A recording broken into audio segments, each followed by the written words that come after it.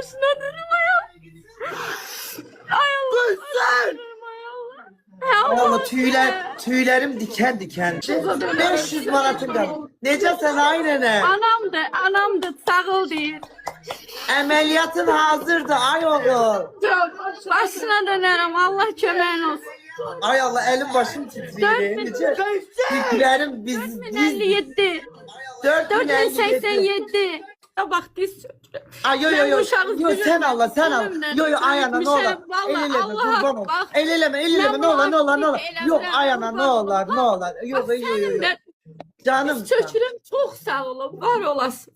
Sağ ol Allah ay aşkım. hamımızdan razı olsun. Etme canım benim. Bu bütün insanlık. Ata olmuşam hem ana olmuşam buna. Çok sağ olun var olasın. Özüm ikinci Çekebilirse 1-2 manat 5 manat çekecek. Ay Allah 200 geldi, 10 geldi, 5 geldi, 1 geldi. Allah kömeğiniz olsun. 5 geldi.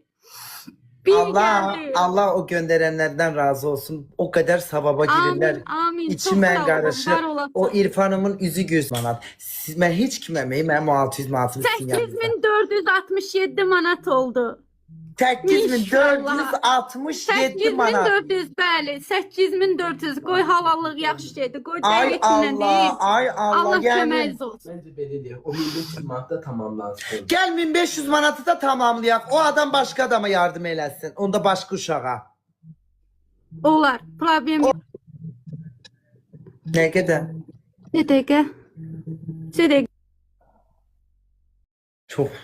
Bona neydi xəstəxananın adı? Ona diye Erkan Gaz. Ben özüm o kadar sıxıram ki ağlamamağa göre ki pis olmasınlar. Ben dağılırım özümü tutabilirim. Ben çok tuturam. Benim mesaj da gelir. Əməliyyata hazır uşağım. 9237 manat. Min şükür Allaha. 9000 Xalqım. Allah size hiçbir dərdə qoymasın. 10127 manat Verzar. 10127 manat.